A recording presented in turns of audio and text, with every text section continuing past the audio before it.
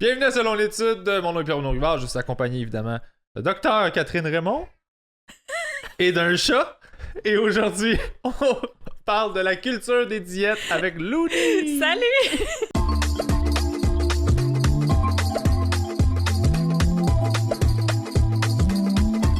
Et un chat. C'était fantastique. C'est les joies de Je faire. peux pas la repousser. Repousse-la Mais pas. non, Mais non. c'est vraiment pas nécessaire. Elle est super intéressée par le sujet. La culture des diètes. Ben oui, D'où comme ça fait 18 ans que je qu'on mange met la sur une Que je même mange la même affaire. chose. Je suis tanné.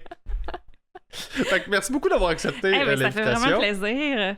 C'est un sujet qui est super intéressant, sur lequel je connais pas grand-chose. Fait que moi, je suis bien content. J'avais déjà rencontré, on avait fait des épisodes de Bob le Chef, puis on se connaissait à travers les médias sociaux. Ouais. C'est partie de ces gens que genre j'assume que je connais full bien, alors qu'on s'est oui. vu 2 fois. Oui, c'est mon ami, lui. Ouais, même feeling. On se connaît. Mais oui. J'adore ça. Donc, on a tout de suite pensé à toi quand on a commencé à regarder la liste des invités puis des thèmes qu'on voulait traiter. Ah, cool. Et, Puis c'est une demande qui est revenue plusieurs fois, tu sais, peut-être plus axée sur les troubles alimentaires, mais aussi la restriction alimentaire, puis l'effet du stress sur l'appétit. Puis on s'est dit, bon, mais écoute, il faut inviter Looney, ça va être Oui, trop puis tu sais, la culture des diètes, il y a beaucoup de débroussaillage à faire autour de ça, justement, parce que on pourrait avoir l'impression que c'est un sujet distinct des troubles alimentaires ou tu sais, distinct de plein d'autres sujets aussi en lien avec l'alimentation, mais en fait, c'est tellement omniprésent, puis c'est tellement la racine de tout ça que c'est vraiment, à mon avis, on peut pas avancer sur ces autres sujets-là si on comprend pas ce système-là. Tu sais. Ah, c'est fou, on s'en rend même pas compte. En plus, c'est juste imbriqué dans nos valeurs puis dans la culture dans laquelle on baigne. Puis on peut pas le traiter en silo. On a vraiment besoin de regarder tout d'un point de vue global pour saisir l'impact de un sur l'autre. Et toi, commençons par un peu ton background. Là,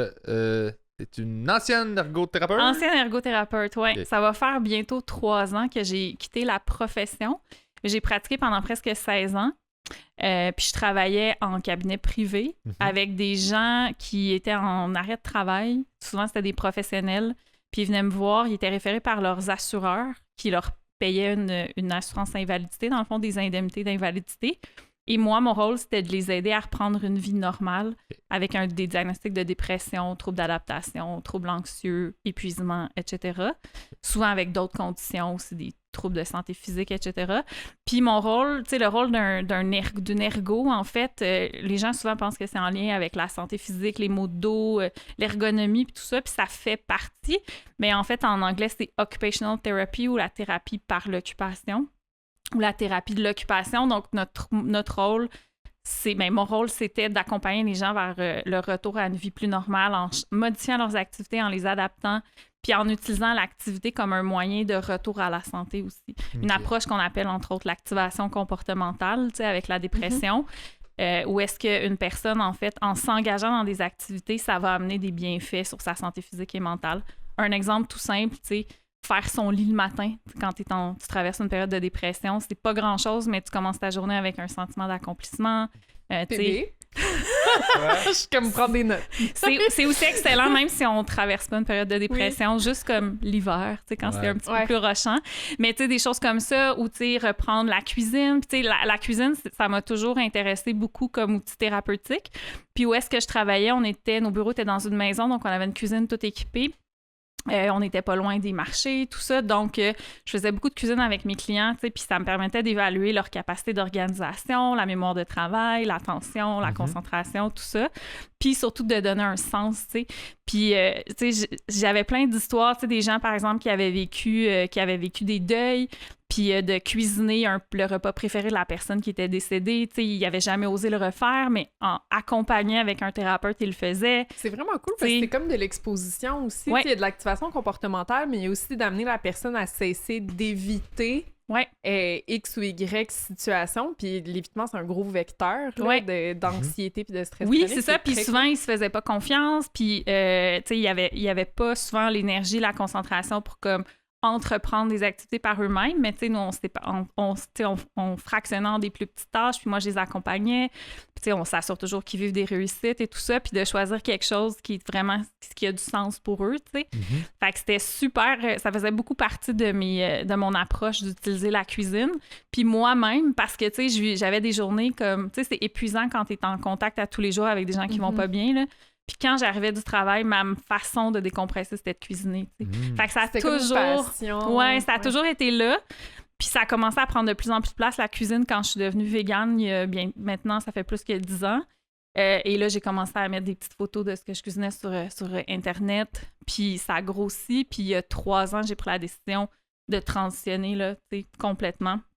Donc, de quitter ma profession. Puis c'était comme symbolique pour moi. J'étais comme...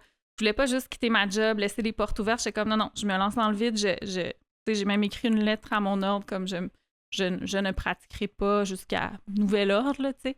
Puis je me lance dans d'autres choses. Mais, tu sais, souvent, il y a des ergots qui suivent ce que je fais, tu sais, qui ont lu mes livres ou qui ont écouté mon balado et tout ça, puis sont comme, aïe, ça paraît comme que tes ergots, ils reconnaissent les réflexes et tout ça. Puis je suis comme, oui, mais je pratique plus, tu sais, je suis plus membre d'un ordre et tout ça, puis ça, c'est vraiment important, tu sais.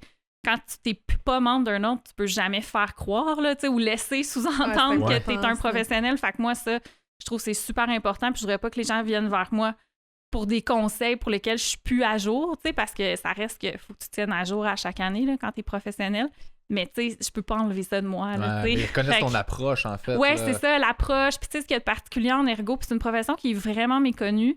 Mais ce qui est de particulier, c'est que c'est super holistique dans le sens où on considère la personne dans son environnement physique, social, culturel, qu'est-ce qui est important pour elle, tu sais, la sphère spirituelle, c'est considéré. Fait que c'est vraiment la personne dans son entièreté, dans un contexte X, puis qu'est-ce qui est important pour elle, tu sais. Fait que c'est une super belle profession, puis en santé mentale, particulièrement, c'est vraiment peu connu aussi, là, ce que les ergos peuvent faire. Vraiment. Mais puis je serais curieuse de parler avec des ergos qui travaillent depuis la pandémie, tu sais, parce qu'il y a tellement de choses à faire au niveau occupationnel, tu sais, avec le confinement, le déconditionnement qu'on a vécu, etc., tu sais, puis comment on va faire un retour à une vie plus normale, tu sais, puis l'impact que le télétravail a eu sur nos vies, puis tout ça. Fait que, tu sais, j'ai hâte de voir, comme de me plonger dans la littérature puis de voir qu'est-ce que les ergos vont ressortir de ça, là.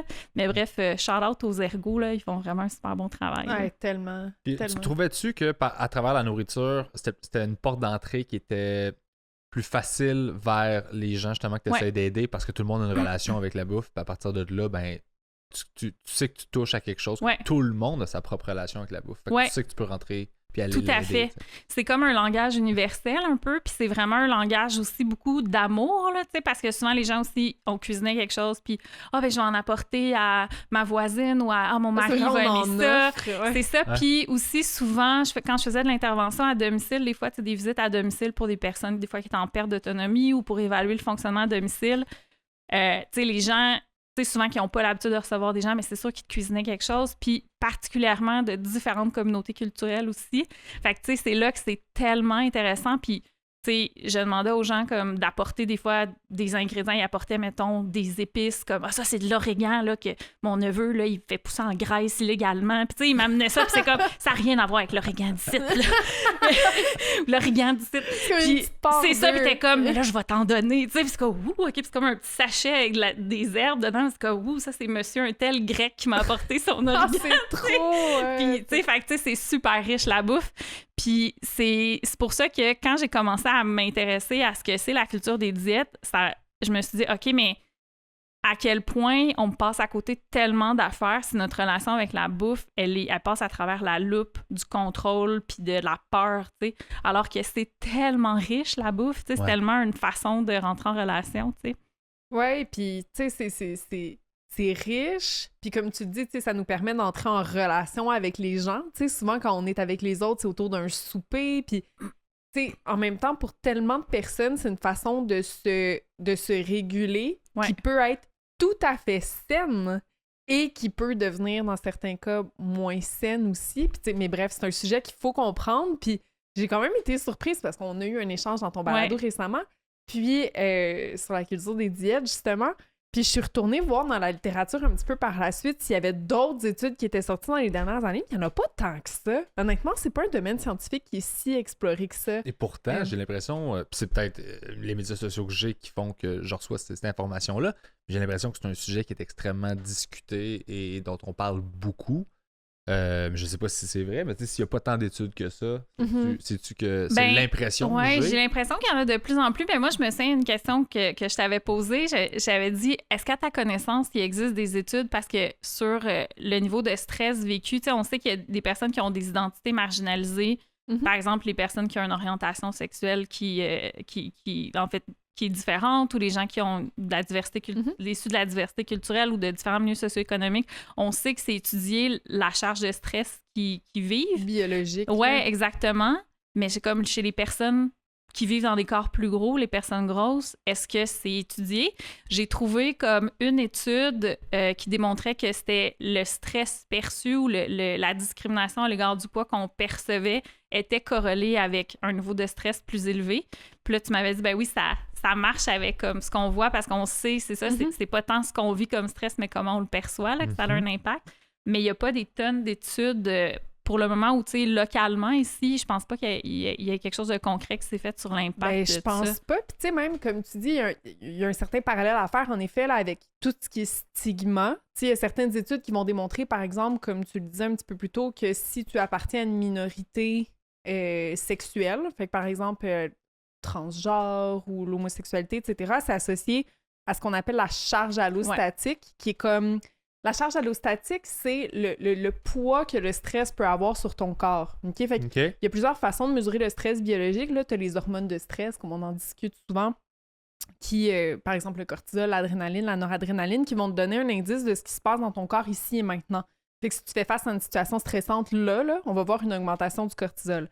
Mais quelqu'un qui vit du stress sur une base chronique, parce qu'il appartient à une minorité visible, une minorité au niveau de l'entité sexuelle, où on peut penser aussi qu'il y a une morphologie qui est différente à certains égards de la moyenne de ce qui est attendu, ça pourrait être associé à ce qu'on appelle la charge allostatique. C'est-à-dire que là, c'est pas juste ton cortisol qui est dérégulé, c'est aussi tous les systèmes qui sont associés au système de stress de près ou de loin. Fait qu'on peut penser, par exemple, au glucose. Parce que quand t'es stressé, les niveaux de sucre dans le sang augmentent. Fait que là, à force de s'activer, ce système glycémique-là peut se déréguler à long terme.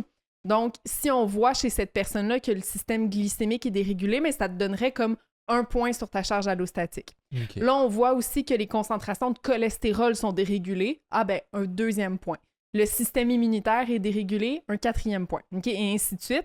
Puis les gens qui vivent du stress chronique peuvent atteindre 25 points sur la charge allostatique. Puis aux États-Unis, il y a une étude intéressante qui a démontré que, en lien avec les minorités sexuelles, mais je m'en viens là avec les diètes, ils ont démontré que l'association entre les minorités sexuelles et la charge allostatique était dépendante des lois en vigueur dans ces États-là.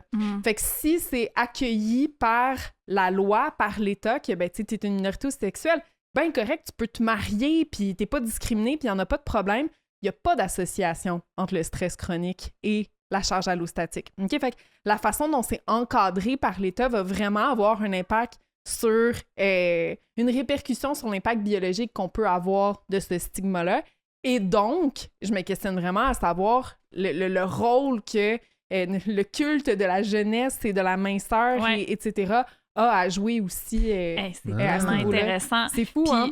C'est tellement intéressant, puis tu sais, c'est là qu'on voit que c'est pas le fait d'être... Tu sais, en fait, les idées de la culture des diètes, puis tu sais, tous les préjugés à l'égard du poids, ce qu'on nous pousse depuis toujours, c'est que si tu vis dans un corps plus gros, t'es une personne grosse ou plus grosse que la moyenne ou que ce qui est attendu, bien, ça va avoir une incidence sur ta santé. Puis là, on va voir une personne grosse, puis premièrement, on va assumer des choses sur ses comportements, sur ses habitudes de vie. On va dire, c'est probablement quelqu'un qui mange mal, c'est probablement quelqu'un qui bouge pas, c'est probablement quelqu'un qui mange ses émotions, probablement quelqu'un qui a pas une bonne hygiène, c'est probablement quelqu'un comme qui est pas intelligent, qui est pas comme qui serait pas une valeur ajoutée dans mon groupe d'amis, par exemple, ou qui serait pas un partenaire amoureuse intéressante.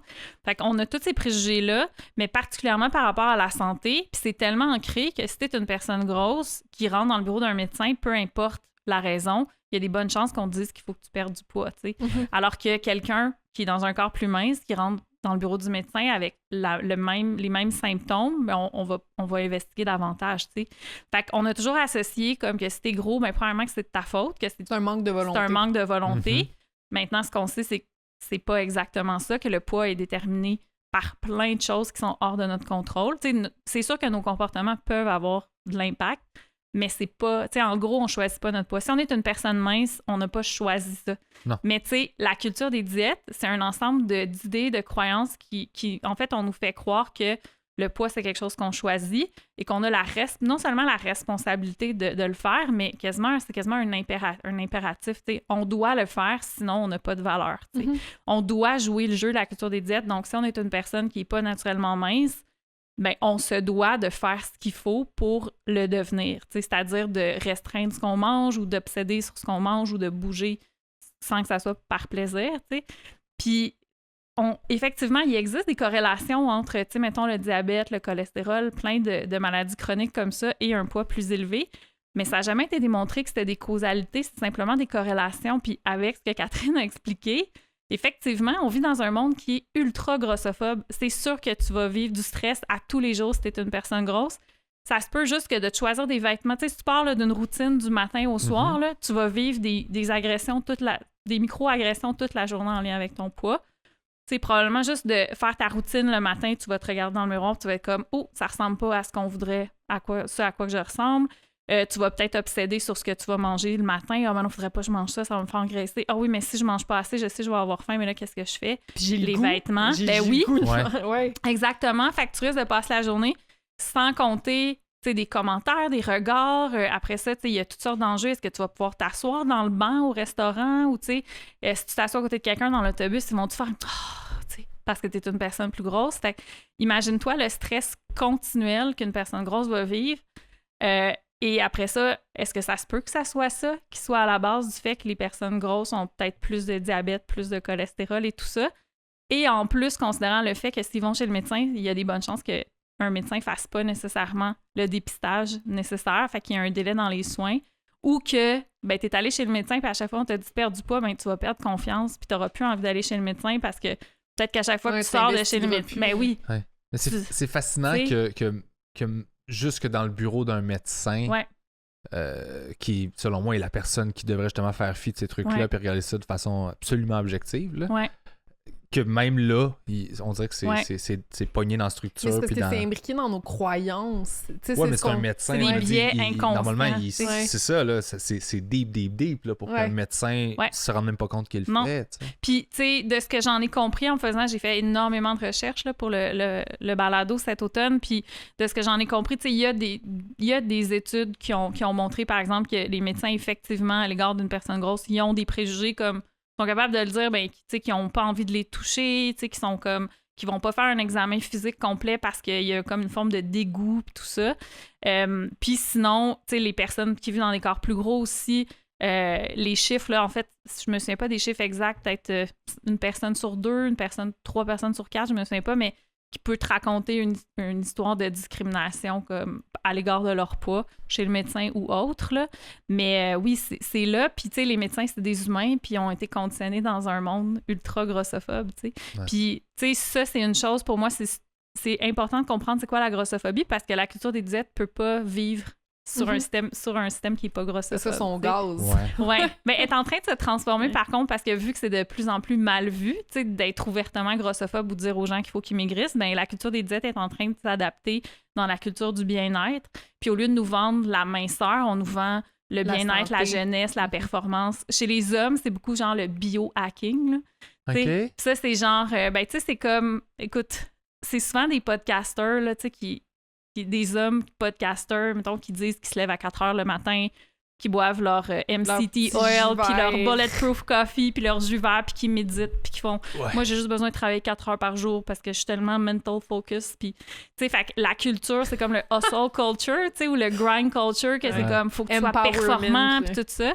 Chez les femmes, ça se manifeste beaucoup comme par le bien-être, puis tu sais, le fameux that girl, tu sais, la routine là, de la fille qui se lève le matin, puis c'est son jus vert, puis son yoga, puis blablabla. Puis chez les hommes, c'est des gros clichés que je fais, là, mais c'est beaucoup ça qui est vendu. Là. Chez les hommes, c'est beaucoup la performance physique puis intellectuelle, comme l'espèce d'acuité mentale aussi. T'sais. Fait que ça, c'est la culture des diètes qui est en train de se transformer parce que c'est rendu comme... Mais c'est le même message. C'est le même message. C'est comme si tu achètes mes produits puis que tu adoptes les comportements que je te prescris, tu vas avoir accès à quelque chose qui va être... En fait, je vais te donner l'illusion que tu es en contrôle de quelque chose, mais moi, je pense que c'est hyper épeurant de te rendre compte que tu n'es pas si en contrôle que ça de ta santé. Parce qu'après ça, ça ouvre la porte à plein de choses. C'est comme moi qui je suis végane depuis plus que 10 ans, mais pendant longtemps, j'ai baigné dans ça. Je n'étais pas juste végane. Je baignais dans le wellness, puis je buvais des jus verts puis des affaires de même. Puis ça a fait que je ne suis pas allée chez le médecin pendant longtemps parce que j'étais convaincue que je n'avais pas besoin de faire des bilans sanguins. Je suis comme, c'est sûr, je suis en parfaite santé, je prends des suppléments. Puis Fait que on te vend l'idée que si tu fais ce qu'il faut, tu vas être protégé de tout. Puis j'étais comme, je lisais des études sur le cancer, puis j'étais comme, c'est sûr que ça me concerne pas. Moi, je fais ce qu'il faut, J'ai mon jus vert! Mais à quel point c'est tordu. Ouais, ça vient jouer dans la tête. Ça vient jouer dans la tête. C'est ça. Puis c'est bien plus épeurant de lâcher prise là-dessus puis de faire, tu sais quoi? Gratitude, je suis en bonne santé, ça va bien, mais je prends rien pour acquis. La santé, oui, il y a des choses qu'on peut faire pour l'améliorer, mais c'est pas tant un choix, Puis c'est épeurant de dire ça, là. On veut du contrôle. C'est fascinant parce que j'avais jamais réalisé, tu parlais des pubs que les gars, on se fait vendre, parce que moi, c'est à ça que je suis exposé. J'ai pas vraiment de pub de diète sur mon Instagram, j'ai pas ces choses-là. Moi j'ai des dudes. Moi, c'est un dude devant une Ferrari qui est comme, hey, je me suis payé ça parce que je me lève à 4h30. Oui, c'est ça. Puis que je m'entraîne, puis que je bois ça qui contient toutes les patentes que tu veux pas manger dans la journée, ben fais-toi juste un shake, puis t'as comme tout réglé affaires qu'il faudrait que tu manges. C'est comme la pilule magique. Ouais.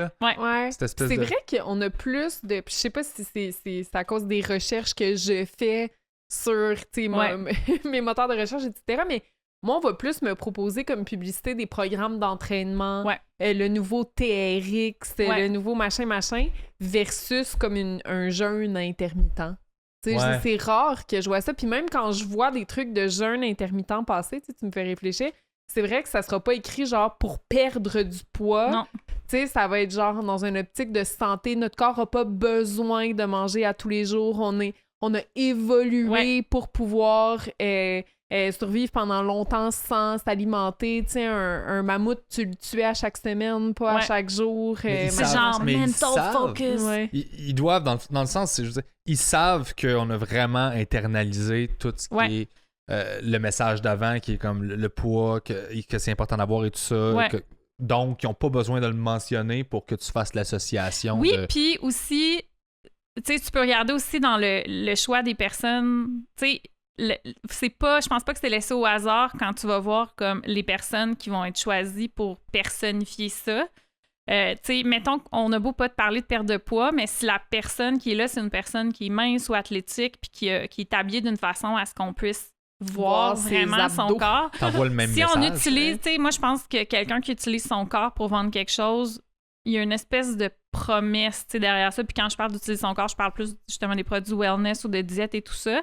Mais je pense qu'il y a comme un sous-entendu un peu qui peut être là. Ça, c'est l'objectif. C'est ça, exactement. Puis aussi, on va nous vendre comme la meilleure version de nous-mêmes, mais c'est rarement une version grosse, Puis moi, j'apporte cette réflexion-là dans le balado, mais pour vrai, c'est quelque chose qui me revient souvent, mais des fois, quand je fais des choix, puis je suis comme, c'est-tu vraiment pour mon bien-être que je le fais ou c'est comme encore des reliques de la culture des diètes?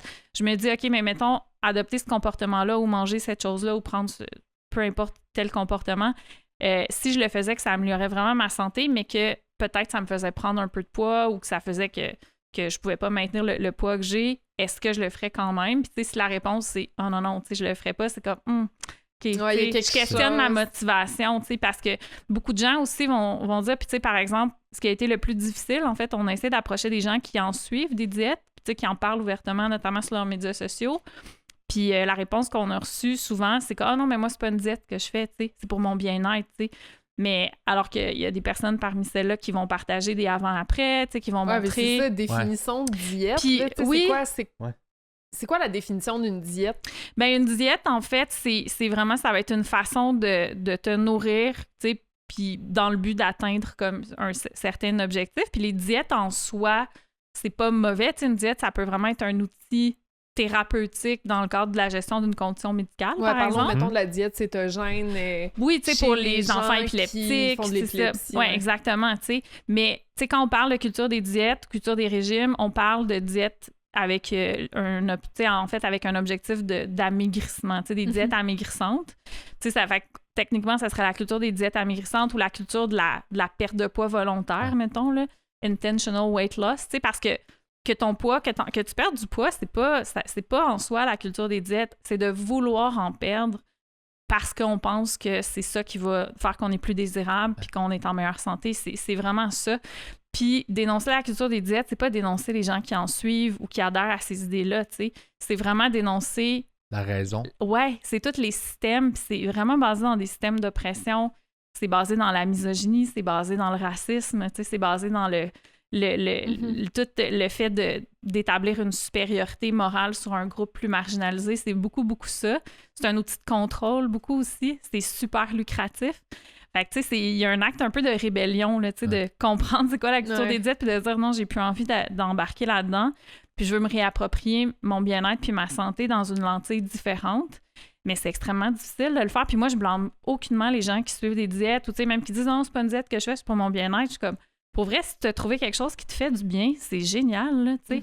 Puis, par contre, après ça, si jamais tu te rends compte que t'es plus bien parce que peut-être que tu fais ce qu'il faut, mais que ton poids varie parce que c'est ça que les corps font, tu sais, ça arrive que nos poids fluctuent.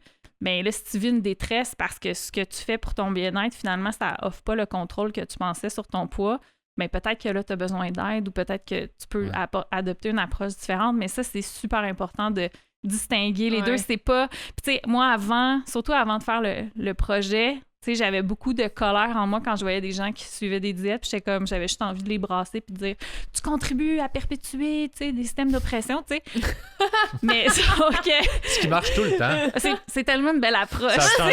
Moi, ça les change. gens sont ouverts. Les gens se referment pas du tout. Non, c'est vraiment une belle façon d'approcher les gens, de faire des amis dans des parties, tu sais. Mais sauf que là, maintenant, tu sais, j'ai plus du tout ça, à moins que ça soit quelqu'un vraiment qui utilise sa tribune pour pousser des idées comme ça, là, pour vrai, j'ai comme beaucoup de colère envers ça. On voit tellement passer sur les médias sociaux dernièrement. Mais tu sais, quelqu'un qui fait une diète, puis tu sais, à la limite, qui en parle à sa garde rapprochée, qui en parle à sa famille, ses amis, pour vrai, j'ai pas de problème, ça me regarde pas. Je crois vraiment que tout le monde, on devrait être libre de faire ce qu'on veut par rapport à nos choix alimentaires et tout ça.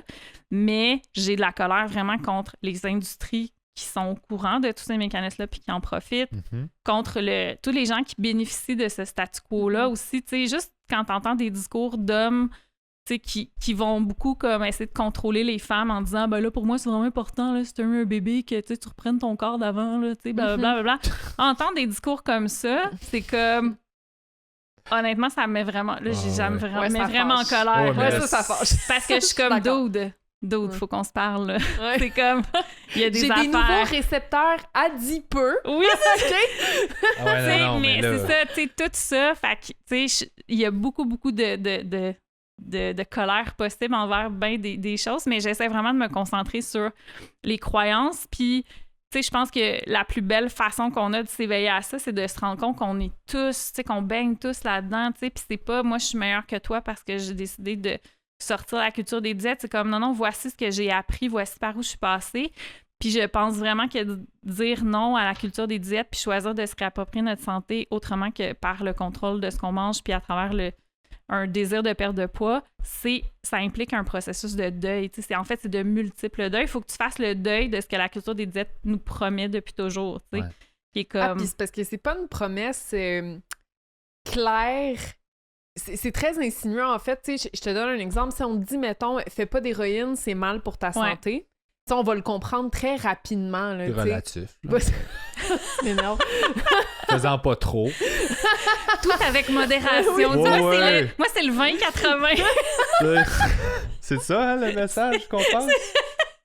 Tu sais, juste on dit, fais pas de régime. Tu sais, là, t'es comme, ben non, crime, toute ma vie, on m'a appris qu'il fallait que je restreigne mon alimentation à certains égards, puis toute ma vie, on m'a appris qu'être en surpoids, c'était mauvais pour ma santé. Donc, au contraire, on pense que ce qu'il faut qu'on fasse, c'est maintenir une certaine forme de diète, tu sais. Fait que là, c'est de tout retravailler ces distorsions cognitives qu'on développe depuis qu'on est tout petit, là. J'ai l'impression qu'on se bat sur plusieurs fronts en même temps par rapport à ça, parce qu'il y a l'image corporelle qui est véhiculée de c'est quoi l'idéal à atteindre. T'as justement la culture des diètes, donc tout ce qui sort de OK, le lifestyle, ça devrait être ça, diversité corporelle, mais t'as aussi le marketing alimentaire. Ah oui. Qui, lui, est présent à chaque fois que tu regardes une étiquette de bouffe. Non, même pas ça. Genre juste comme, c'est quoi? Ah, il n'y a pas de sucre, il y a juste tant de calories dans mon produit. À l'épicerie même, sur tes étiquettes. Ouais, des allégations de santé. Des étiquettes vertes avec un cœur vert. Tu sais pas c'est qui a décidé ce collant-là. C'est le logo. Bon. C'est ça. Non, mais effectivement, tu sais, ça, c'est le nutritionnisme là, qui est le fait en fait, d'être en relation avec les aliments à travers principalement leur rapport nutritionnel. Tu sais, ça, en fait, c'est quelque chose qui a contribué aussi à... En fait, autant c'est important, tu sais, puis, tu sais, quand on rejette la culture des diètes, on dit pas que les aliments, il n'y a pas des aliments qui ont des nutriments qui sont meilleurs que d'autres pour notre santé ou qui sont plus riches ou tout ça. C'est pas ça qu'on dit, c'est que, en fait, notre corps, on peut se faire confiance que, tu sais, si on mange relativement... Tu sais, on le sait, en fait, qu'est-ce qu'il faut faire pour bien manger. Tu sais, on le sait, là, tu sais, comme il faut manger des fruits et légumes, tu sais, donner plus de place aux aliments d'origine végétale, boire de l'eau, tu sais, les aliments ultra transformés, ça peut faire partie de notre alimentation, mais c'est pas la base, tu sais, etc. On le sait, ça, tu sais, on le sait ce qu'on doit faire pour ça. Puis c'est ce que la science, tu sais, les seules méta-analyses assez claires sur ce qu'il faut manger pour être en santé, c'est pas mal de ça qui ressort tout le temps, là, tu sais.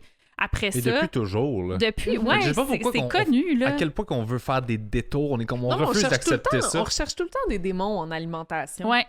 Tu sais, c'est comme avant, c'était le cholestérol. Ouais. Là, c'est le sucre. Ça a été le gras beaucoup, tu sais. Gras trans, cholestérol, les gras trans, le sel. C'est ça. Tu sais, après ça, là, c'est le sucre beaucoup en ce moment. Aussi, le gluten, ouais. Puis, tu sais, fait que tout ça, puis... Mais ça aussi, pour moi, c'est du contrôle. Oui. Tu sais, je vois beaucoup une forme de contrôle là-dedans. Tu sais, c'est tellement plus facile de te dire que tu contrôles ton alimentation si tu as trouvé c'est qui le méchant. C'est parce qu'écoute, c'est qui le méchant à éliminer. C'est rendu que ces sacs de chips, ils marquent sans cholestérol. Puis t'es comme, il n'y a jamais eu de cholestérol dans les chips. C'est cuit dans l'huile végétale, c'est pas cuit dans l'huile animale. Mais comme j'ai vu quelqu'un, je pense que c'était sur TikTok, il y avait comme un son là, qui voyageait beaucoup. Puis c'était comme, c'est un gars qui disait c'était du sel sans OGM. Puis il disait, le sel, c'est pas un organisme, tu sais. C'est un minéral. Puis c'était comme... Puis il disait, genre, it's not an O. Puis il était comme, it cannot be GMO, it's not an O. Puis il était comme, ouais, effectivement. Fait que, tu sais, du sel sans OGM, c'est effectivement, ça serait inquiétant si ça contenait un organisme, là, tu sais, c'est un minéral. C'est pas vivant, J'ai là, déjà vu de l'eau légère. Oui. De l'eau, C'était quoi qu'elle avait de spécial, des bulles dedans? Absolument rien d'autre qu'un packaging. Mais c'est fou. Mais oui, mais ça... C'est un terrain, tu sais, le fait je pense qu'on ait besoin de ce contrôle-là, c'est un terrain super fertile pour après ça nous vendre des choses. Puis, tu sais, on en a parlé justement, tu sais, dans mon balado à Pleuvante, tu sais, dans l'épisode 4 où Catherine est là. Je trouvais ça super intéressant parce que moi, je me disais, c'est sûr qu'il y a un lien qui existe, tu sais, entre le stress puis comment on mange. Puis je me disais, effectivement, tu sais, si par exemple, à chaque fois que je mange, je me rends compte qu'à chaque fois que je mange du pain, ben j'ai mal au ventre, ben peut-être que c'est parce que à chaque fois que je mange du pain, ben c'était juste dans mes lunchs le midi, puis je suis au travail, puis je suis stressée. Fait que c'est tout ça. Puis là, ce que tu avais ajouté, tu veux-tu l'expliquer? Tu t'en rappelles-tu? C'était le besoin, tu sais, le sentiment comme... En fait, quand je le retire, le pain, c'est comme, ben j'ai l'impression d'avoir fait de quoi, puis je suis en contrôle. Ouais, c'est ça, tu sais, vu que tu poses une action concrète, ben ça donne un sentiment de contrôle. Fait que là, automatiquement, ça diminue un petit peu ton stress. Fait que ça se peut que tu arrêtes d'avoir mal au ventre. Puis ça coïncide avec le moment où tu as cessé de manger cet aliment-là. Mais l'association est pas bonne. Ben c'est ça, dans le fond, tu as repris un petit peu de contrôle sur tes stresseurs environnementaux temporairement, mais crois-moi, dans un mois, le mal de ventre va revenir. Là, parce si que c'est pas ça, c'est ouais, ça. C'est ça, exactement. Si c'est pas ça. Si c'est pas ça, mais je lisais un nutritionniste qui s'exprimait sur le sujet puis qui disait que les vraies sources d'allergies alimentaires sont très rarement détectées. Là, fait que, tu sais, même quand tu te mets à enlever certains aliments de ton alimentation, puis on le voit beaucoup chez les bébés aussi, là, tu sais, quand on essaie d'enlever de notre alimentation certaines composantes comme le soya, et la protéine bovine, etc., pour que le bébé cesse d'avoir des coliques ou certaines allergies alimentaires. Trouver l'agent qui pose des désordres plutôt digestifs. Tu sais, quand c'est une allergie cutanée ou comme tu sais, c'est plus facile de détecter, mais quand c'est des désordres d'ordre digestif, c'est vraiment difficile. Mais c'est vraiment difficile, semblerait-il, que de trouver exactement la source.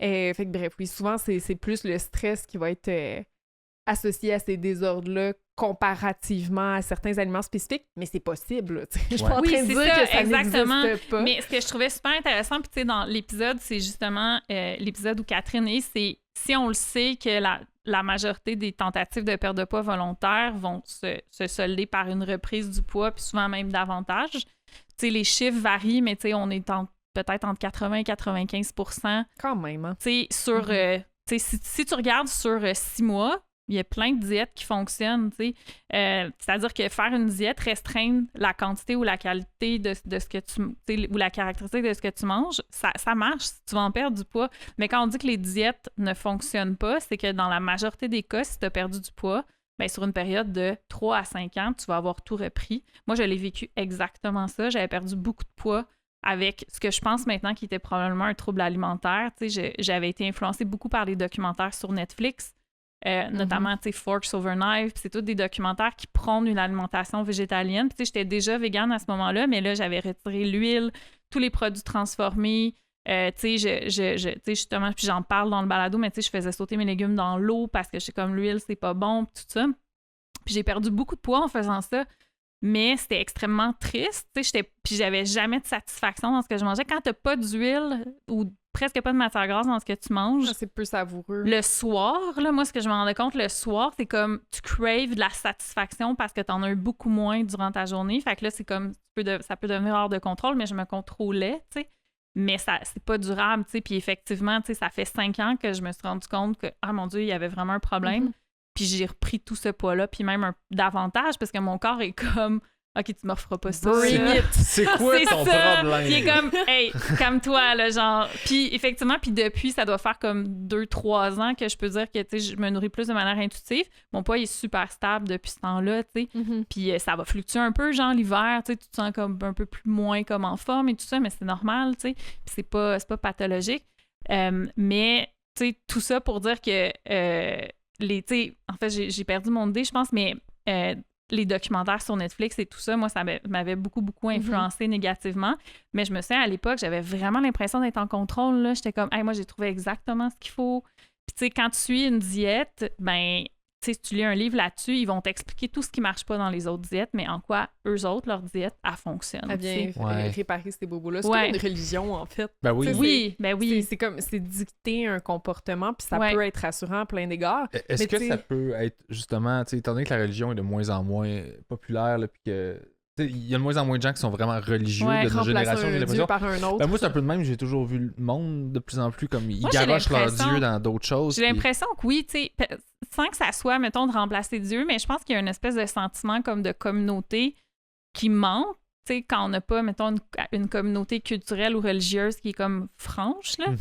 Puis j'ai l'impression qu'on peut retrouver ça, tu sais, par exemple, tu sais, des groupes Facebook, là. Tu sais, les groupes Facebook, tu sais, les jeunes mamans de Rosemont Petite Patrie qui mangent pas de gluten, genre, tu sais, tu pourrais avoir comme un groupe ultra spécifique de gens qui partagent ton vécu, puis là, tu vas puis qui viennent polariser tes idées à fond la tête. Exactement, puis autant c'est important, des groupes de soutien, autant ça peut contribuer, à mon avis, à soutenir certaines idées.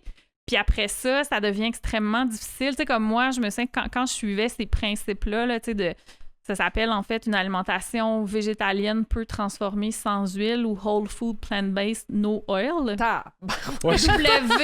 WPBNO, quelque chose comme ça. Genre Forks Over Knives, c'est vraiment ça. ben là, j'étais dans les groupes Facebook de ça, puis tu sais, tout le monde se partage comme en quoi c'est fantastique, puis là, tu te en quoi c'est néfaste aussi, j'imagine, que de ne pas se plier. Exactement. Okay, ça, j'allais dire, parce qu'ils doivent pas faire la promotion de ce qui fonctionne pas. Ça doit être juste du tout le monde se prime. Puis... Oui, exactement. Puis, tu sais, ça fait partie quasiment de ton identité. Je sais que, ouais, moi, je suis pas juste végane, je suis whole food, plant-based, no oil, genre. Puis, tu sais, c'est vraiment que, tu sais, ça fait partie de ton identité. Ouais, whole food, plant-based, no oil. Mais c'est vraiment ça. Puis après ça, si quelqu'un arrive avec comme une information contradictoire, c'est comme, attends, tu sais, je vais perdre, tu sais, genre, faut que je reformate mon identité. Ben, c'est dans ton identité. Fait que là, il s'attaque à ton identité carrément. Là, on en parlait dans un autre épisode, mais je me dis, c'est pas tout le monde qui peut écouter tous nos épisodes, fait que je vais le répéter parce que je trouve ça pertinent. Et si vous l'avez fait, merci. Oh oui, mais c'est un peu comme les théories conspirationnistes, tu sais, ce qu'on disait dans un autre épisode, c'est quand tu adhères à ce type de théorie-là, un peu comme quand tu adhères à un régime de cette façon-là, étant donné que tu t'abonnes à des groupes Facebook comme ça, puis Instagram, puis etc., les algorithmes vont faire en sorte que ça te propose d'autres groupes, d'autres informations, d'autres publicités. Fait que t'es plus exposé à d'autres types d'informations ou à d'autres théories contraires à la tienne. Fait que ça contribue énormément à polariser les idées, tu sais, parce que t'as l'impression « Ah ben je savais ». Puis là, ça va te donner des nouvelles. Ça vient juste soutenir ça. Fait que les chambres d'écho, on en parle beaucoup d'un point de vue politique et radicalisation, mais c'est aussi présent dans d'autres sphères comme l'alimentation, puis l'exercice, puis le fitness, puis je veux dire, c'est fou. Tu peux je sais pas si le terme est bien choisi, mais te radicaliser sur un paquet de oui, puis même moi, là. je pense vraiment que je m'étais radicalisée avec le mouvement anti-diète, tu sais, dans le sens que, justement, quand je dis que j'étais vraiment en colère quand quelqu'un me parlait de sa diète, puis je pense que c'est correct, là, tu sais, pour vrai, je pense que ça peut faire partie d'un cheminement aussi d'aller explorer, puis j'avais bloqué... Oui, puis tu sais, j'avais bloqué, puis tu sais, j'avais arrêté de suivre tous les comptes qui n'étaient pas 100% comme alignés avec cette vision-là.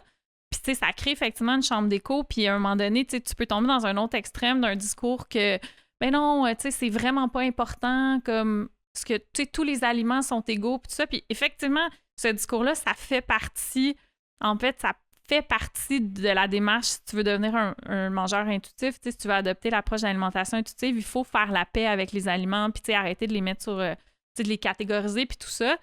Mais c'est une partie du processus, puis ça se fait dans un contexte X, puis c'est faux de dire que, tu sais, tous les aliments ont la même valeur. Moi, c'est comme, non. Strictement d'un point de vue nutritionnel. Ça, exactement. Un brocoli, c'est pas un bonbon. C'est ça. Après ça, c'est vrai qu'il faut déconstruire comme toute la valeur morale, puis les peurs qu'on a autour de ça, puis parce que dans le processus, éventuellement, tu vas en venir comme à faire confiance à ce que ton corps va te réclamer. Puis je peux te dire, si tu manges comme de la poutine 2 soirs de suite, mais tu vas sûrement avoir une forte envie d'aliments frais et croquants le lendemain. Ça, c'est vrai. Ça, c'est vrai. Oui. C'est vrai. Est-ce que c'est ça, l'alimentation intuitive? Oui. Je sais même pas c'est quoi, en fait. Mais l'alimentation intuitive, c'est une approche qui a été développée par 2 nutritionnistes dans les années 90. Ah, quand même, ça date. Ouais, parce que pourtant, c'est récent que j'entends ça. Ça fait peut-être 5 ans qu'on en parle plus, tu sais, puis c'est vraiment les nutritionnistes là, qui vont utiliser cette approche-là. Il y a 10 principes qui guident l'alimentation intuitive. Le premier étant de rejeter la mentalité des diètes. Okay. Parce que si tu rejettes pas ça, donc avec toutes les implications au niveau du poids, de la grossophobie et tout ça, puis de tout ce que les messages de la culture des diètes nous ont envoyé, bien, après ça, il y a plein d'autres principes. Il y en a un, par exemple, c'est de bouger dans le plaisir. Il y en a un autre, que c'est d'honorer notre faim, d'honorer comme notre satisfaction au repas, puis tout ça. Puis c'est un processus complexe qui va se faire généralement en accompagnement avec une professionnelle. Puis le 10e principe, c'est, en anglais, c'est gentle nutrition. Puis tu sais, je parle de ça, puis je suis pas nutritionniste, c'est vraiment ma compréhension.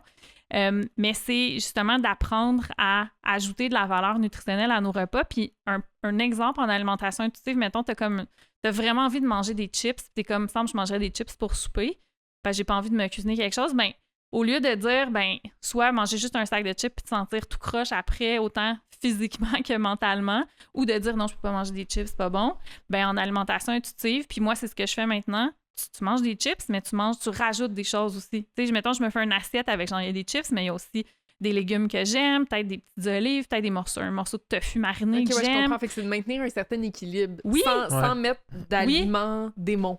Puis si, mettons, tu le manges le sac de chips, tu vas sûrement te sentir pas bien après, mais c'est vraiment pas... Puis ça fait pas toi une mauvaise personne, puis c'est pas grave, puis ça peut arriver, puis c'est vraiment pas la fin du monde. si tu utilises la bouffe pour gérer tes émotions, c'est pas la fin du monde dans la mesure où c'est pas le seul outil. Ah, c'est ça que j'en allais dire. C'est que ça peut devenir quand même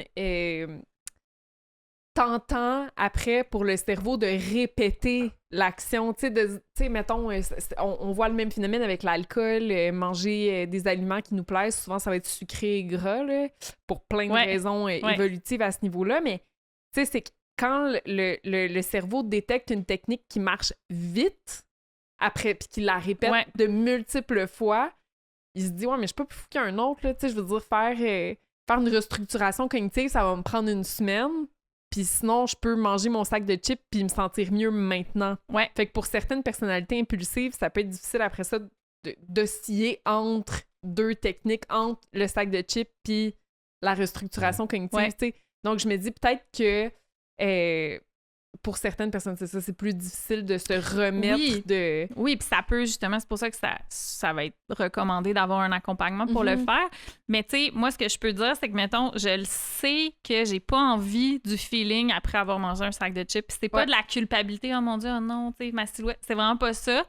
C'est vraiment plus comme, je me sens pas bien. Ouais, c'est ça. Puis t'es comme, tu sais, exactement. Puis tu sais, trop de sodium, je suis comme, je sais que le lendemain, je me sentirai pas avec autant d'énergie, puis tout ça. Mais je sais non plus que je peux pas m'empêcher de manger quelque chose qui me fait envie parce que c'est un retour de balancer. Si tu t'empêches, après ça, tu risques de tomber dans des excès ou de binger, mettons.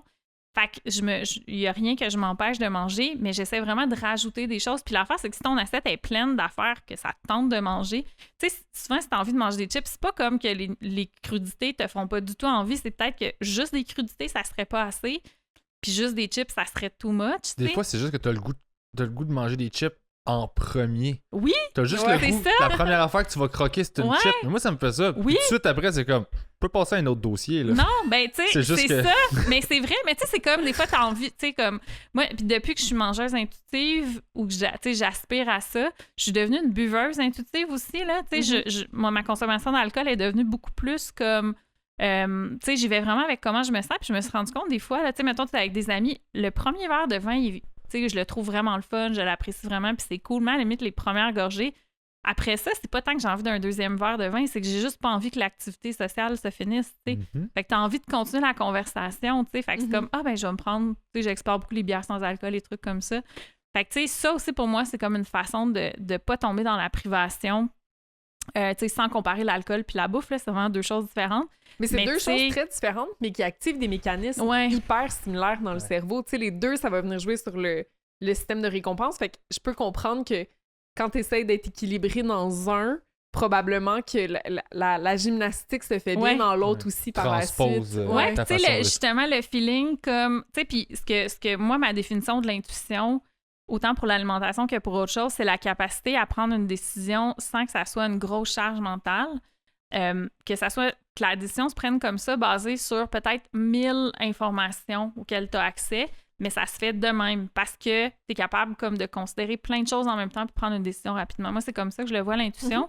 Ça passe par l'information. Ça passe par l'information, ça passe par des faits. Fait que, tu sais, oui, de le savoir, mettons, tu sais, je le sais, mettons, je me sens pas super bien si j'ai mangé trop de sodium. Ben oui, je vais lire l'étiquette puis je vais essayer de choisir, mettons, l'option des craquelins qui a peut-être moins de sodium. Pas parce que c'est pas bon pour la santé, mais juste parce que je le sais comme que je veux me sentir à mon meilleur, par exemple, tu sais. Mais un coup que tu as trouvé ta sorte de craquelin qui t'aime, là, c'est pas comme, tu sais, c'est un no-brainer, là, tu sais. Fait que, tu sais, mais si t'es pas en train d'obséder sur chaque affaire qu'il y a dedans, fait que pour moi, j'ai même pas une question qui se pose. C'est comme, mettons, j'ai envie de manger des chips, c'est pas comme, oh mon Dieu, mais là, si j'en mange... Non, c'est comme, je vais en manger un peu, puis je vais me faire ça, j'ai envie de ça aussi avec, tout ça. C'est quelque chose qui doit être tellement difficile à faire pour les personnalités qui sont plus obsessives, compulsives. Ouais. Tu sais, j'imagine qu'il y a certains traits de personnalité qui font en sorte que l'alimentation intuitive nécessite beaucoup plus d'accompagnement que pour d'autres. Probablement, puis tu sais, une nutritionniste qui pratique selon cette approche-là pourrait plus te répondre que moi. De manière intuitive, j'aurais tendance à dire que oui. Mais tu sais, déjà... pratiques la réponse intuitive. Oui, c'est ça, la réponse intuitive. Mais tu sais, juste pour les personnes qui sont neurodivergentes aussi, l'approche d'alimentation intuitive n'est pas toujours accessible parce que, tu sais, la personne peut avoir besoin d'un cadre, peut aussi avoir comme des signaux corporels qui sont beaucoup plus difficiles à percevoir. Donc, tu ne ressens pas nécessairement la faim ou peut-être tu prends une médication psychostimulante qui va faire en sorte que tu ne ressens pas ta faim. Fait que d'utiliser des rappels ou de faire du meal prep le dimanche avec des plats portionnés, c'est peut-être une bonne idée, tu sais. Mais quand tu comprends c'est quoi la culture des diètes, après ça, tu sais, parce qu'il y a beaucoup de choses qui viennent de la culture des diètes, puis que quand tu rejettes la culture des diètes, faudrait pas comme jeter le bébé avec l'eau du bain. Là, j'adore cette expression. ça dit ce que ça veut dire. Surtout que t'as un bébé, fait que c'est exactement comme... Totalement. Mais c'est ça, tu sais. Fait que, tu sais, rejeter la culture des diètes, c'est pas rejeter les légumes, les jus verts. Si on aime ça, boire des jus verts, on peut en boire, là, y a pas de problème. Si on, tu sais, le sport... tu sais, tout plein d'affaires, la planification alimentaire, le meal prep, c'est toutes des choses sur laquelle la culture des diètes a beaucoup surfé. Puis on veut pas rejeter ça, ça se peut que ça soit quelque chose qui nous aide, qui nous fasse du bien. C'est beaucoup dans l'intention, tu sais. Est-ce que je fais ça dans l'espoir de contrôler mon format corporel? Parce que si je réussis à le faire, on me promet telle chose, on me promet d'être désirable, d'être respecté, on me promet des applaudissements, on me promet ci. Ou est-ce que je fais ça parce que je sais que ça va m'aider, c'est la chose bienveillante à faire pour moi, tu sais. C'est pour vraiment comment tu te sens plutôt que l'appât du gain de ce qu'on t'a vendu. C'est ça. Ouais. Ça demande une certaine écoute de soi-même, ça demande une sensibilité par rapport à soi qui doit se développer aussi. C'est pas que il y a des gens qui ont pas ça en général dans la vie, puis je vois beaucoup d'empowerment, moi, de tentatives d'empowerment dans la culture des diètes, puis je ramène tout au stress tout le temps, là, j'ai évolué là-dedans. Mais j'ai fait une étude, ma première étude de maîtrise, c'était sur l'utilisation des livres de croissance personnelle, tu sais. Puis là, ce que je cherchais à voir, c'était les gens qui consomment ces livres-là, qui en consomment beaucoup, là, tu sais, pas juste une fois de temps en temps, là. Les grands consommateurs de livres de croissance personnelle, est-ce qu'ils sont plus stressés que ceux qui n'en consomment pas? Puis si oui, est-ce que c'est en fonction du type de livre qu'ils consomment? Il y en a deux, là, t'as le livre Empowerment, là, Yes, you can do this, girl. He's just not that into you. Ça, mon Dieu, je l'ai tellement lu, celle-là. Je l'ai lu, moi aussi. Laisse tomber, il ne te mérite pas. C'est ça en français. Je voulais comprendre, mais je l'ai lu. Non, c'est pas vrai, moi j'ai lu le livre. Film? Non, j'ai lu le livre Les 10 femmes que tu vas être dans ta vie. Ah oui, je l'ai vu. Il y a une gamme de livres. Puis il y a le livre Victimisation aussi. Ouais. Tu sais, qui est plus comme c'est pas de ta faute, tu sais, c'était ton père abusif, c'est pas de ta faute, on te donne pas les opportunités que tu mérites, là, tu sais. Ça, c'est plus victimisation. Puis ce qu'on montrait, c'est que de tous ces groupes-là, les non-consommateurs, ceux qui lisent des livres de victimisation, puis les empowerment, les plus stressés puis les plus déprimés, c'est les empowerment. Tu sais, c'est comme si... Tu recherches ça, dans le fond? Ouais, exactement. Tu sais, la façon dont on interprète ces résultats-là, c'est pas que les livres les rendent de même. Tu sais, c'est pas que... Non. À mon sens, c'est pas que la diète te rend plus stressé. Tu sais, peut-être, faudrait le tester, mais pour moi, c'est plus que t'as tellement besoin de cet empowerment-là, t'as tellement besoin de ce contrôle-là parce que t'es plus stressé. Ouais, mais oui. C'est comme... c'est chercher une pilule magique au stress que tu vis. Ben, on l'a vu au début de la pandémie, là, les tentatives de perte de poids ou les gens qui se sont engagés dans des régimes, des programmes amaigrissants, etc. C'est fou parce que on perdait le contrôle de plein d'affaires autour de nous, donc on est comme, je vais essayer de reprendre le contrôle. Mais j'ai une question, je ne sais pas si c'est ressorti dans ton étude que tu as fait avec les livres de croissance personnelle. J'en ai consommé énormément. Mais moi, j'en lis. Mais j'en lis, moi aussi, mais il y en a des très bons. Il y en a des très bons, exactement. Puis il y en a vraiment que, tu sais, je m'y réfère souvent. Puis, tu sais, comme. Il faut choisir ses auteurs, je pense. Là, oui, exactement. Ouais. Moi, tu sais, il faut tout le temps que ça soit comme backé par la science. Puis j'essaie aussi tout le temps de voir si la personne est capable de parler d'une place, pas juste d'une place de privilège, là. Tu sais, genre des Rachel Hollis puis tout ça qui sont comme « You go, girl », mais c'est comme « Ouais, mais tu sais, ton mari, il est riche. » Genre, on n'est pas parti à même... C'est ça, ouais, c'est ça, tu sais. Fait qu'il y a un peu... Tu sais, moi, les espèces de rhétorique de genre « Quand on veut, on peut », je suis comme « Ouais, mais... » Ça prend plus que de la volonté. C'est ça, parce que est-ce que tu tiens compte des barrières systémiques qui existent pour certaines personnes, puis tout ça, puis tu sais... Le « quand on veut, on peut », c'est beaucoup ça qu'il y a derrière les livres de croissance personnelle axés sur les diètes puis tout ça. Puis moi, c'était tout le temps comme... Ça a renforcé l'idée que c'était de ma faute si j'avais un corps qui correspondait pas à ce que j'étais supposée. Tu sais, donc, c'était un échec. Mon corps est un échec perpétuel. Tu sais, j'ai réussi plein d'affaires dans ma vie. Je suis comme, comment ça se fait que j'ai réussi toutes ces choses-là dans ma vie, mais ça, j'ai pas réussi. Parce que c'est cette idée-là qu'on m'envoie, mais c'est comme, non, tu sais... C'est pas tant ton contrôle, là, ton corps, là, on te vend ça. Mais ma question, c'était parce que même si c'est pas un livre de croissance personnelle qui porte sur la perte de poids, c'est rare que c'est pas un paramètre quand même qui est poussé. Tu sais, on va dire, mettons, puis tu sais, juste comme il y a un livre en ce moment qui est super populaire qui est Atomic Habits. C'est un livre là, de comment instaurer des habitudes puis les garder. Lu sur Audible, il est dans mes bon, c'est ça. suggestions. Puis, tu sais, je l'avais commandé peut-être quand il était sorti, puis j'ai feuilleté, puis j'étais comme, ouais, encore une fois, il y a tout le temps des exemples de, OK, mais si tu te motives, tu vas pouvoir comme perdre du poids. Tu sais, il y a tout le temps un fond de perte de poids. Il y a un autre livre qui m'avait été énormément recommandé qui est genre, votre deuxième vie commence quand vous vous rendez compte que vous n'en avez qu'une seule. Bon, c'est ça. Puis c'est comme un routinologue là, qui explique à une femme comme comment reprendre un contrôle. Un routinologue. Ouais, mais tu sais, c'est français. Hey, tu vas c'est genre un psychologue qui utilise les routines comme outil thérapeutique. Mais ce que j'en comprends. Ouais, je pense que c'est un psychologue routinologue. Ah non, je vais l'appeler. C'est pas un beau mot. Non, c'est ça, je peux pas laisser ça passer. Là. C'est comme... Ouais, c'est ça. Je suis routinologue. Ouais, c'est comme il y a un oncologue puis un routinologue. Hey, c'est comme, va te faire un petit prélèvement de ta routine. Mange pas à la même table.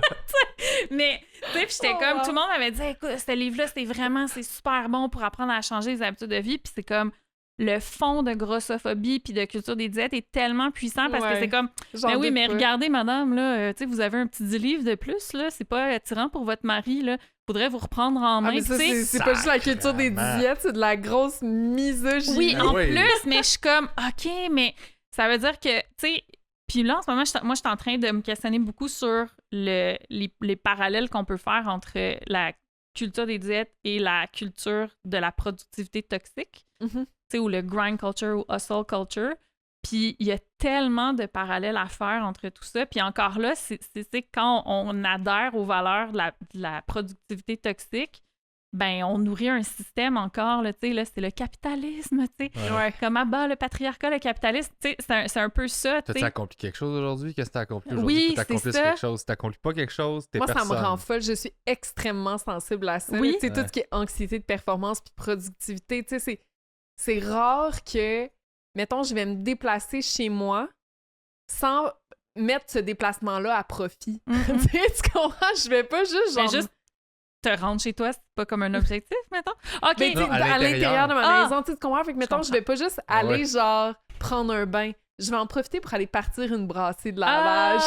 Tu comprends? OK, t'optimises tes déplacements à l'intérieur du domicile. Oui, exactement. Okay, ne serait-ce que pour te donner un exemple à quel point dans mon quotidien... Je me souviens d'avoir entendu une affaire de productivité aussi qui disait « Les gens productifs ne se déplacent jamais dans la maison les mains vides. » Ben, puis tu vois, ça m'avait resté en tête, puis j'étais comme « OK, mais là... » Ben, je vais prendre ça. Puis je le déplaçais parce qu'il y avait comme rien de déplacé. Je vais prendre ça. Ben, je vais prendre ma plante, je vais aller la mettre là. Parce que c'était comme, il y avait rien à déplacer. Tu sais, c'est pas comme, il y avait pas genre une assiette. Appliquer la règle à tout prix. Non, mais moi, c'était des espèces de phrases courtes. Souvent, ça me reste en tête comme, faut que je les essaye. Là, comme, je me souviens, j'ai entendu un truc pour les gens inattentifs, puis c'était comme, don't put it down, put it away. Genre, dépose-le pas, range-le. Ouais. Okay? Puis ça m'est resté, puis ça marche vraiment bien. Tu sais, comme, mettons, surtout quand je cuisine, c'est comme, OK, mettons, En cuisine, c'est important, mais mon pot d'épices, dépose-le pas, range-le, tu sais. Puis là, comme je me le répète, dépose-le pas, range-le, dépose-le pas. Ça marche, mais c'est pas fou, c'est mais ça. Ça, je pense que c'est de l'efficacité. Je pense pas que c'est... Mais tu sais, même ce que tu décris, à la limite, c'est de l'efficacité. Oui, mais c'est de l'efficacité, je pense que... Mais qui est malheureusement nécessaire dans... le contexte de travail que je me suis imposé. Tu sais, le fait que je fasse 1000 projets en même temps, puis que j'essaie d'avoir plusieurs chapeaux, puis tu sais, on dirait que j'ai comme pas le choix, je crois, à certains égards de le faire, mais c'est pas nécessairement un mode de vie qui, pour moi, je crois, est sain à long terme. C'est pas durable, non? Non, c'est ça. Je pense que c'est plus des choix à faire à long terme en tout cas, bref. J'ai vraiment intériorisé le hustle culture. Ah oui, mais oui, puis moi, je pense que ça va être mon prochain projet de m'intéresser à ça, un peu dans la même approche que la culture des diètes, parce que je pense qu'il y a énormément de parallèles à faire. Puis encore là, même pour la productivité, justement, on va nous vendre comme, ben là, si tu manges ça, si tu fais ça, tu vas être plus productif, ou tu sais, fais telle chose, tu vas être plus productif. Le café aux champignons. Ouais, c'est ça, le bulletproof coffee, puis tu sais, des choses comme ça. Mais sans entrer dans la bouffe, tu sais, juste cette mentalité-là, pour moi, c'est un peu le même concept qui fait que parce que, tu sais, je le sais que plus j'en fais, je serai jamais vraiment satisfaite. Je me rends compte que j'ai beau accomplir plein de choses, sais, moi, je m'étais dit, hey, un jour, si j'écris un livre, genre, je vais pouvoir mourir tranquille. Mais c'est comme, non. Il y a tout le temps de marche en C'est montagne. On va en faire 22. C'est comme, non, tu vas en faire un autre, puis tu veux qu'il soit meilleur. Puis là, j'ai fait un livre, il faudrait bien que je fasse comme telle affaire. Puis là tu sais, je le sais finalement, je me rends compte que je suis jamais satisfaite, tu sais. Fait que c'est comme, c'est quoi la prochaine affaire? Au lieu, tu sais, je vais continuer de me fixer des objectifs parce que j'aime ça, mais je pense qu'il faut que je travaille aussi à ajuster mes attentes. Puis moi, je le vois un peu comme, je fais vraiment un gros parallèle avec la culture des diètes parce que, tu sais, parle à des gens qui en ont suivi des diètes, ils vont pas dire, hey, là, j'ai atteint exactement ce que je voulais, je suis 100% satisfaite de mon corps, il n'y a rien que je veux changer. C'est parfait, j'adore mon mode de vie aussi de faire ma meal prep les dimanches, c'est merveilleux, je ne changerai plus rien. Ça se peut, tu sais, ça se peut, mais souvent, c'est pas ça. Souvent, ça va pas être ça, ça va être comme, ben là, j'ai réussi à perdre tant de poids, puis je m'étais fixé tant d'objectifs, mais à la limite, juste de le maintenir, ça va demander comme des changements de mode de vie comme, c'est énorme, immense. Fait que, tu sais, je pense qu'on n'est jamais vraiment satisfait. Puis la culture des diètes, c'est ça qui est de particulier aussi. C'est comme, il va tout le temps avoir une nouvelle affaire, tu sais, qu'on ne sera pas satisfait. Puis là, après ça, les parallèles avec justement la jeunesse éternelle, les styles et ça, c'est comme, ça arrivera jamais. Genre, on dirait que j'y vois comme le même mécanisme, mais qui s'exprime différemment chez les gens en fonction de leur sensibilité, puis du milieu dans lequel ils ont évolué, puis des demandes de leur environnement, tu sais. Est-ce que tu es dans un environnement qui demande la minceur? Est-ce que tu es dans un environnement qui demande la productivité, la jeunesse, là, puis comment ça va? Mais c'est tellement ça, c'est l'environnement, mais puis je me questionne comme, c'est quoi ça serait quoi, mettons, la part d'un ensemble de croyances comme la culture des diètes ou la grossophobie ou l'obsession de la minceur sur notre charge allostatique comme population, tu sais. Parce que, oui, autant la culture des diètes va nous donner un objectif puis va aussi nous vendre des outils qui vont nous donner l'illusion de réussir quelque chose, tu sais, mais c'est comme un soulagement temporaire. Puis comme tu dis, ça peut être super empowering de dire hey, j'ai réussi à manger mes petits plats préparés tous les jours puis j'ai perdu tant de livres. C'est comme, ça donne un sentiment de contrôle. Mais au bout du compte, parce qu'on va finir par leur perdre le contrôle, parce que c'est comme ça, en général, le cours des choses, ça va être ça, bien à quel point c'est un stress continuel. Puis quand t'en as perdu du poids, la pression de ne pas le reprendre, oh my God. C'est tout ça par quoi t'es passé pour le perdre. Oui, tous les compliments. Oh mon Dieu, t'es donc bien belle, ça te va bien, wow, bravo, t'as perdu du poids. Puis tu sais, c'est renforçant. Ça, c'est des amis proches, tu sais, qui sont bienveillants, là, tu sais. Puis, tu sais, moi, ça, c'était là, peut-être 5 ans. Fait que, tu sais, je pense que maintenant, ça serait différent. Mais aussi, tu sais, les gars qui t'accordent plus d'attention, tu sais, les demandes de date, les trucs comme ça, puis que ça se calme plus quand tu reprends du poids, tu sais. Fait que, tu sais, c'est comme, tu veux pas en reprendre du poids, là. Ouais. Fait que j'ai l'impression que c'est comme de réussir quelque chose de vraiment difficile, mais après ça, ton niveau de stress est encore plus élevé. Puis, je me sais pas si on en avait parlé, puis on l'a pas gardé au montage, mais peux-tu parler des loups alpha qui sont super stressés? C'est pas moi, ça. C'est pas toi qui m'avais parlé de ça? Non, c'est pas moi. On peut-tu parler des loups quand même? Hey, bébé, c'est toi qui m'avais parlé de ça? Non. OK, mais attends. j'aime bien les loups. Tu vas me dire si... Peut-être que c'est pas des loups, mais peut-être que je suis dans le champ. Les singes? Les singes, oui c'est ça! Ah, ça, je veux pas en parler, par exemple. Moi, je veux juste parler des loups. Non, mais ceux qui sont au top, c'est les plus stressés de la gang, c'est ça? Ben, en fait, les études, c'est Sapolsky, ça. Dans le fond, Sapolsky, c'est un chercheur qui, tu sais, il se promène un petit peu partout à travers le monde, en Tanzanie, puis les endroits où il y a des communautés de singes qui sont regroupés sous forme de hiérarchie. Mais je comprends pourquoi tu fais le parallèle avec les loups, parce que ça doit être un système très similaire, là, étant donné qu'eux aussi ont comme un chef puis des subordonnés. Puis dans le fond, chez le singe, la façon dont tu mesures qu'il y en a un qui est alpha puis que les autres sont subordonnés, c'est le nombre de morsures qu'ils ont. En ce sens où le alpha n'aura pas de morsure, tu sais, les plus subordonnés n'osent pas le mordre, tandis que les subordonnés, eux, en ont tout plein, tu sais. Puis ils se sont rendus compte que dans les hiérarchies qui sont stables, le alpha est beaucoup moins stressé que les subordonnés. Mais à partir du moment où la hiérarchie est instable, puis là, le go doit sentir ça dans une hiérarchie qui est instable. Je viens de comparer le premier ministre à un singe.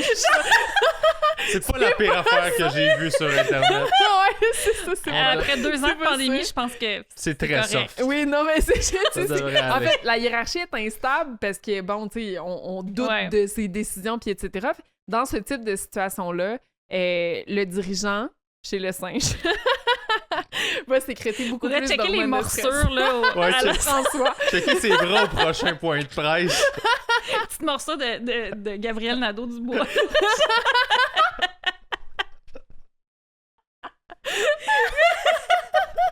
Monsieur le Président, il m'a mordu. C'est comme... Gabriel. Vous envoyez chier à la place. OK. Mais là, on disait, quand c'est instable... Le dirigeant, singe, est plus stressé, va sécréter plus d'hormones de stress parce que son statut est incertain. OK. Fait que dans les hiérarchies instables, c'est ça. Mais, fait que moi, le parallèle que je fais avec ça serait comme, mettons, quelqu'un qui a réussi dans l'échelle sociale de standards de beauté, mettons qu'il a réussi quelque chose, puis qui se retrouve comme à une position comme enviable, mettons, le niveau de stress, parce qu'il faut que tu travailles fort pour maintenir ça, puis possiblement aussi qu'il y a peut-être de l'hostilité des gens qui sont comme qui n'ont pas réussi la même chose. Mais je peux répondre à ta question, en fait, pas dans le cadre de la culture des diètes, mais c'est des études qui ont été faites dans les écoles secondaires.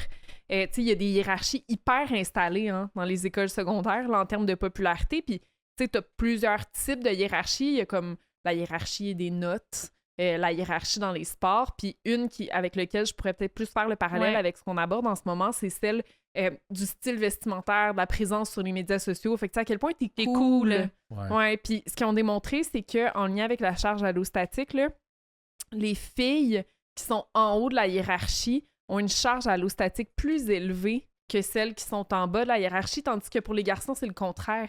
Les garçons qui sont moins cool sont plus stressés que ceux qui sont plus cool. Puis quand les récits qualitatifs qui ont été analysés chez les filles, là, fait quand on leur pose la question, est-ce que t'es plus stressé? Si oui, pourquoi? C'est que pour les filles, c'est très difficile de rester en haut de la hiérarchie. C'est tough rester cool. Ouais. c'est difficile. Je sais, j'ai eu 40 ans, c'est ouais. C'est pour ça que j'ai jamais essayé. C'est que... Je bois de la tisane. Faut pas essayer d'être cool. Mais non, c'est ça. Faut pas essayer. C'est de l'énergie dans le beurre. Mais tu sais, maintenir une présence active sur les médias sociaux pour les jeunes, ça peut être super stressant. Puis les moins jeunes, ça peut être quelque chose de super stressant. Le nombre de mentions j'aime, le nombre de commentaires, avoir le style vestimentaire le plus à jour, etc. Bref, rester en haut de la hiérarchie, c'est super tough pour les ados. Et donc, j'imagine que c'est un processus très similaire. Oui, j'imagine. C'est-tu là-dessus que ça jouait, le fait d'imposer des uniformes, en fait? Que tout le monde est habillé pareil? Parce que moi, que j'étais allé au privé, c'était ça qu'ils nous disaient, c'est que tout le monde est habillé pareil. Fait socialement, tu sais, il y avait quand même une hiérarchisation. Moi, je trouve que ça ressort ailleurs. Mais il y avait on n'a pas tous l'air de la même affaire dans un uniforme. OK? Non, je sais. Je veux dire, je pense que ce statut-là demeure. Mais je comprends ce que tu veux dire dans le sens où, genre, tu sais, vu que t'as pas le choix le matin de dire, mais tu sais, c'est quoi que je fais pour mon petit outfit? Non, mais c'est que tu analyses aussi les autres autour de toi d'une façon différente. Je pense que ça fait partie de l'idée de réduire les distractions puis tout ça, là. Mais j'imagine que les origines, c'est pas ça. T'sais. J'imagine que les origines sont plus dans la conformité peut-être religieuse, dans des établissements d'enseignement plus religieux, que tout le monde se conforme. Il y a quelque chose de très comme une convention, là, je pense. Là. Mais je sais que maintenant, c'est beaucoup utilisé, c'est beaucoup comme un discours qu'on entend, là, que « Ah non, mais ça permet de mettre tout le monde sur le même pied d'égalité ». Mais c'est sûr que ça se manifeste d'une autre façon, la coolitude. Mais juste les médias sociaux, les médias sociaux, on a rendu quantifiable le fait d'être cool ou non. Écoute, c'est effrayant. J'ose même pas, tu sais, sur un cerveau immature d'ado, là, ce que ça peut faire les médias sociaux. C'est ça. Non, puis les études, ce qu'elles tendent à démontrer, puis là, je sais que je m'égare, là, mais c'est que plus t'as d'amis, les ados, là, plus ils ont d'amis sur Facebook, plus leur niveau de cortisol est élevé. C'est pas causal, bien entendu, là, c'est des associations, fait qu'il y a plein de choses qui peuvent interférer avec ces corrélations-là, là, notamment le besoin d'avoir de l'attention, le besoin de popularité, etc. Mais quand même, là, parce qu'on pourrait se dire, ben non, ils ont beaucoup de support social, fait que techniquement, ils devraient être moins stressés, mais c'est pas ça qu'on voit, là. Ben non, c'est des hiérarchies, là. C'est pas juste comme « Ah, tout ça, on est ferme une belle grande famille. » C'est comme « Non, le secondaire, mon Dieu, c'est... » c'est la jungle. C'est vraiment une jungle. Ouais, c'est une jungle. C'est vraiment ça, là. Pour ramener ça à la bouffe, moi, j'ai détesté ça parce que ma mère, elle me forçait à manger de la crème Bodwig. Oh mon Dieu, mais ça, la crème Bodwig, quel beau plat issu de la culture des diètes. Ouais, c'est ça, j'allais dire. Oh mon Dieu. En terminant, il y a quelque chose qu'on n'a pas plugué, c'est la crème Bodwig. Moi, je pense qu'on ne parle pas assez de... Hashtag je suis crème Bodwig. Je pense qu'on n'en parle pas assez. Mais ce qui est fascinant de ça, puis ça touche aussi à quelque chose de... Tu sais, il y a des gens probablement qui aiment vraiment ça, là. Moi, je me souviens aussi que ma mère, elle en mangeait dans les années comme 80, là, je pense. C'est vraiment pratique parce que tu peux aussi tirer des joints avec ça. Mais il y a quelque chose, là, il y a quelque chose aussi dans la culture des diètes, puis il y a certains aliments qui sont comme... C'est comme s'il y a une valeur morale à réussir à manger des choses qui sont pas typiquement comme savoureuses non plus. Là, c'est comme, ou tu sais, comme mettons le jus de céleri ou quelque chose. C'est tellement comme le goût, je veux dire, c'est pas comme un jus, mettons. J'ai jamais goûté, mais ça me tente pas. Non, mais tu sais, le céleri, c'est salé, là. Tu sais, le sel, tu sais, si tu fais déshydrater du céleri au four, là, tu vas pouvoir comme obtenir du sel, là. C'est vraiment salé, là. Il y a beaucoup de minéraux là-dedans. Fait que, bref, c'est un jus comme super salé, puis tu sais, ça goûte le céleri comme intense. Ben, tu sais, de dire, oh non, moi, je bois ça tous les matins, c'est comme, hey, je suis capable de faire ça, tu sais. Puis je me laisse pas aller au plaisir de la chair, là, tu sais. Fait puis, tu sais, puis même tout ça, ça fait partie de la culture des diètes, d'être capable de se contrôler autour de ça. Mais oui, la crème Bodwig, on n'en a pas assez parlé, je pense. Il va falloir refaire un épisode comme, on va quelle est la charge allostatique des mangeurs de crème Bodwig? Ça m'a traumatisé. Ça, puis les morsures de Lego. C'était l'époque, moi, des leggings. de Lego venant de Gabriel. Oui, c'est ça.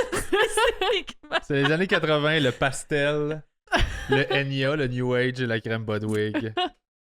C'est un cocktail destructif. Hey, merci tellement. C'était tellement le fun. Il me semble que ça a passé genre vraiment. C'est fou. Vraiment. C'était vraiment cool. J'ai adoré ça.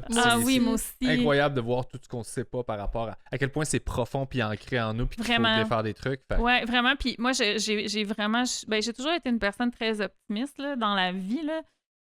Mais je suis vraiment optimiste que ce discours-là, il est de moins en moins marginal puis que ça fait de plus en plus partie comme... Tu sais, on va de plus en plus dénoncer des discours toxiques qui vont aller soutenir les idées de la culture des diètes puis de la grossophobie. Puis alors qu'avant, c'était des petits militants dans leur coin qui disaient, tu sais, qui criaient comme au scandale, mais maintenant, c'est comme... Tu sais, on l'a vu juste au début de 2022, là, des personnalités qui partagent des trucs super toxiques par rapport à la restriction alimentaire et tout ça. Ben maintenant, il y a comme une masse de gens qui s'élèvent contre ça, tu sais. Fait que moi, j'ai vraiment espoir, j'ai vraiment l'impression que quelque chose est en train de changer. Puis si je me fie aussi au feedback du balado à plat ventre, j'ai reçu beaucoup de commentaires de gens qui... Il y a beaucoup de gens qui l'ont écouté, qui connaissaient déjà le sujet, puis que ça a été plaisant à écouter pour eux parce que c'était comme « Ah, cool, tu sais, ça m'a aidé à comprendre mieux un sujet qui m'intéressait déjà. » Mais j'ai reçu beaucoup de messages aussi de gens. J'ai reçu un message d'une dame qui m'a dit qu'elle avait 76 ans, je pense, puis que ça faisait plus que 60 ans qu'elle était à la diète, puis elle avait décidé, après avoir écouté le balado, que c'est cette année qu'elle allait accepter son corps. Mais ça doit tellement te faire un hey, je te dis, j'ai pleuré, cadeau. Ben oui, moi aussi, j'aurais pleuré. Quand les premiers témoignages sont rentrés, genre dans les premières 48 heures, là, je pleurais sans arrêt parce que c'est comme tellement de travail, tu sais, dans un projet comme ça, puis t'espères que ça va être bien être accueilli, tu sais, que les gens vont pas t'attaquer dans un coin puis dire tu sais, on sait bien, tu cherches des excuses, tu sais. Non. Il y a vraiment pas eu de ça. Je touche du bois. Ça a été super positif, mais des gens de tous les âges. Puis, tu sais, ces commentaires-là, ils rentrent par Facebook, là, tu sais, pas par Instagram. Là. Fait que, c'est vraiment, c'est différent. Mais bonjour, Madame Louni, tu sais, j'ai écouté ça, puis merci beaucoup, puis tout ça, puis j'ai cuisiné votre tofu ce soir. Tu sais, vraiment des beaux messages comme ça, mais venant de gens qui ont été à la diète toute leur vie, puis qui ont décidé comme ça a sonné une cloche, ou de parents de jeunes enfants qui ont dit, tu sais, je me suis dit que j'allais jamais pousser ça sur mes enfants, mais je me suis rendu compte que moi-même, je me restreins devant eux où j'ai des discours vraiment bien pas malgré cool. Moi, ouais. Ouais, c'est ça, tu sais, fait que je vais être vigilante par rapport à ça, fait que je me rends compte qu'on est capable d'aller toucher comme plein de gens. Puis tu sais, que des gars prennent part à la conversation, c'est cool aussi, tu sais, parce que c'est pas juste une affaire de filles, là, la culture des diètes, c'est tout le monde. Ouais. Fait que non, moi j'ai vraiment espoir que ça va devenir... C'est un beau cadeau. Oui. Ouais, vraiment, puis que ça va ouvrir sur plein de choses, tu sais, sur plein d'inégalités aussi, puis d'avoir une attitude un peu plus vulnérable face à notre santé, puis de se rendre compte, il y a des choses qu'on peut faire, tu sais, puis il y a plein de choses qu'on peut faire pour être en meilleure santé, mais c'est pas vrai qu'on peut tout contrôler. Puis quand il y a des gens qui sont peut-être moins chanceux que nous, tu sais, au lieu d'avoir une attitude de genre, ben là, t'aurais dû faire ça, tu sais, peut-être plus comme, tu sais, d'avoir plus de compassion aussi, là. Tu sais, moi-même, quand t'es pogné dans la culture du bien-être puis des diètes, t'es comme... tu juges un peu les gens qui ont des problèmes de santé parce que t'es comme, ils ont sûrement fait ce qu'il fallait pas, puis moi, ça m'arrivera pas parce que je suis une bonne personne, Mais tu sais, puis c'est pas un beau côté de l'humain, là, ça, tu sais. Fait que j'espère vraiment que ça va nous amener à avoir des discussions plus ouvertes sur la santé, tu sais. C'est une très belle prise de conscience. Allez écouter À plat ventre. Si vous voulez avoir cette prise de conscience-là. Mais c'est super sain comme discours. C'est vraiment le fun. C'est rafraîchissant. Moi, c'est un discours que je ne connaissais pas malgré le fait que je suis super ouvert à ces trucs-là. T'es woke. Je suis pas woke. Tellement woke. Woke, moi? Moi, ça woke? Moi, ça? T'as-tu vu la coupe de cheveux, mon amour? C'est woke, ça? C'est tout croche pis c'est dû, mais c'est pas woke. Ça me fait vraiment rire. Il y a personne qui me veut dans son équipe avec ma coupe longueuil. Mais hey, merci, c'était tellement cool. Merci à toi. Tu reviens quand tu veux. Oui, je vais venir prendre sûrement un verre sur la terrasse, quelque chose. Oui, je vais t'inviter tout le temps. Yeah! On a le droit à cette heure.